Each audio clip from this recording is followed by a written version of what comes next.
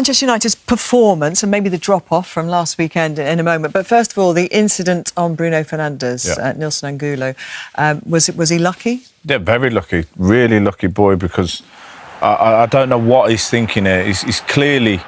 That's not a running action. He's clearly tried to elbow him in the face. He's caught him with his forearm. We've heard today that because it was the forearm, not the elbow, or it wasn't enough contact, that it's not a red card. It is a red card. That's the naughty challenge. He's very lucky not to be sent off. And there was a drop-off in performance. There were a few personnel changes as well. And perhaps if we have a little look at Michael Carrick's use of his players since his time in charge, he's actually used fewer players in the Premier League than most teams around, in fact, any other team around him equal there, with Leeds and Everton and Bournemouth below. And that points to perhaps the fact that he is showing today he needs to strengthen his squad with Champions League football next season. Yeah, no, I think it was with Manchester United on the Champions League last season. Obviously, to get back in the Champions League and against Liverpool last week was big for the club. And today, they weren't at the best today. But in terms of the players used, I think what it shows is that Manchester United need to invest in players in the summer, because in order for Man United to compete in the Premier League next season and the Champions League next season, where they want to be, they have to invest. They have to strengthen the squad, and I don't think there's any denying that. Now, if I was a player and Manchester United wanted to sign me, the first question I would ask is, does the manager want me? Who is the manager? Does the manager want me? So I think for Manchester United to have that clarity on who the manager is, and listen, I think everyone knows I've been very supportive of Michael Carrick. If Michael Carrick hadn't done the job he'd done, I wouldn't be sitting here saying you should give him the job. But I think for what he's done, and he's earned his right to get that manager's job. And I think for the club to announce him, I think they need to do it swiftly, because they need to get players in, and they need to get players, they'll be talking, I'm sure they will, but they need to get players in for next season to improve that team. And the price of those players that they're looking at, if they have a good World Cup, it only goes up, doesn't it? So in terms of good business sense, you want to get those players signed up before they go off and play in the World Cup. Absolutely, because they'll have their targets, and we've seen now that he wants the players that he wants to play, and when some of those players are out there, a weaker team. First and foremost, I agree with you. I don't know what more Michael Carrick can do to get the job. It's a bit farcical that he hasn't got the job already. Just give him it. He's got the club back into the Champions League, so back him, and then he can go on then and choose players that he wants quickly and swiftly before the World Cup. But it's not that. It's players will be looking at Manchester United, but they'll also be looking at other teams. So what you don't want to do is have your targets and lose them because you haven't got a manager in place. And I think he's done everything to get it done, and then let's start bringing players in. And some people might say, well, yeah, they've not played as many players because they haven't played in as many competitions. They've played the fewest games in their history this season, haven't they? But they'll be playing a lot more next season. Yeah, they will. And listen, whether it's Michael or someone else, they're going to have to bring players in regardless. So it should be Michael, and let's hope it is. Final word. So let's talk about Michael Carrick. 10 wins out of his 14 Premier League games in charge. He's secured Champions League football once again for Manchester United, and last weekend secured the first league double against Liverpool in some 10 years. It's very difficult, is it not, to imagine them not now giving him the job long term? Yeah, I'm surprised he hasn't been sorted out already. I'm quite shocked. They have only played once a week. It makes a difference, but he's made it pay. He's made it pay. As obviously when he come in, as the season goes on, players and teams get more and more tired, and he's got to make it pay by him playing once a week. And he's done that, and he's done an amazing job. Personally, I would give him it. My only worry is they haven't given him it yet. Yeah. That's my only worry. Is that maybe the big fly in the ointment? Because a lot of people made the same point. Listen, he hasn't had the test of playing midweek in a European game.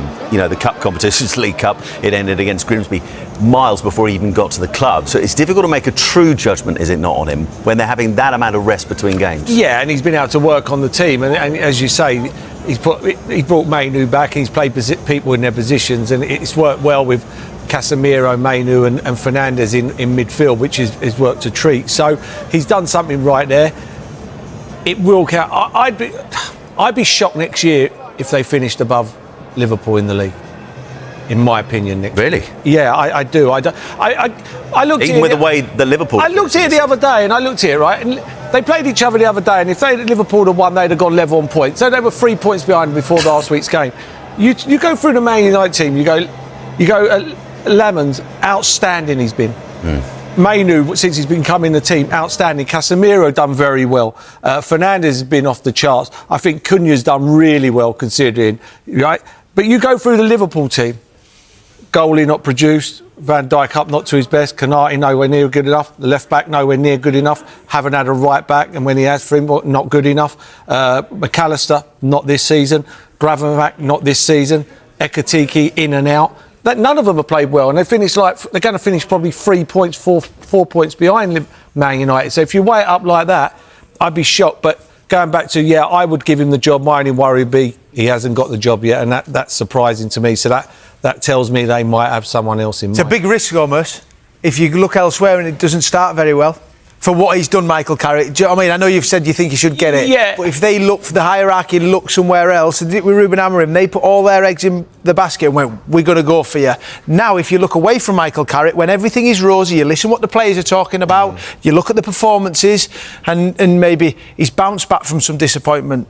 Newcastle away, very poor. Leeds United at home, and then he's had a response. And when they let teams back in last week, 2-0 up, 2-2, and then they go and win 3-2, those players are on board with Michael Carrick. The thing is, they need to get a good centre midfield player in. Because Casemiro's gone, so they need to get someone very good in. Well, if that's going to be Anderson, I don't know whether he goes to Man City, but they need. No, I'm not saying don't give him the job. Yeah. My God, I think he's been outstanding. He deserves. Yeah. But I don't think it'll be a 4 or 5 year job, in my opinion. What was your assessment of that one, Michael? That was a tough game. It was a tough game. Credit to Sunderland. I think we knew it was going to be a tough game coming here anyway, and. I dig deep at times. It wasn't our best, but actually to take something from the game when you're not at your best is a good trait that we're trying to build as well. So there's obviously changes, and sometimes you're trying to find that rhythm a little bit, which is understandable. But I still quite liked a lot of the things, as to give us the foundation to then be able to play better at certain times. But to take a point and a clean sheet for what it is, I think is okay. It's okay. So, Michael, how did you think was he performed, and what was his first start since December? Yeah, to be honest, I thought for all the boys, I thought it was just a tough game. It was a away game coming here, which is challenging, and I thought there were certain times when Josh linked the play really well, and certain times when we probably left him a little bit isolated at times, and that's how it goes. I think he played a real part for the team, and I understand it's not always easy for any player when you haven't played for a little bit to come into a game. So certainly not just judging any individual on just one performance today anyway. Hi Michael, that felt maybe like something next season's going to look like, and there's going to be a lot more games and have to do a lot more rotation. Did it feel like a sign that maybe you're going to need more depth this summer and more options when you do pick up those little injuries and those little niggles?